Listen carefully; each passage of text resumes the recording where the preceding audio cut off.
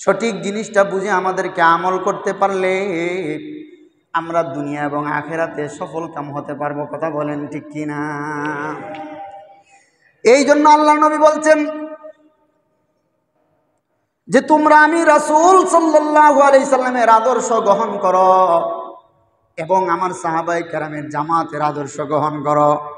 যদি আমি রাসূলের আদর্শ তোমরা গ্রহণ করতে পারো আর সাহাবায়ে কেরামের আদর্শ নমুনা তোমরা যদি গ্রহণ করতে পারো, তাহলে শুনে রেখো তোমরা হইবে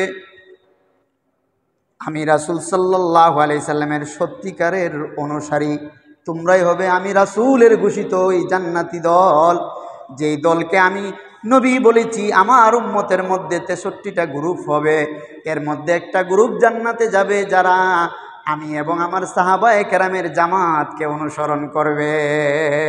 সুবহানাল্লাহ।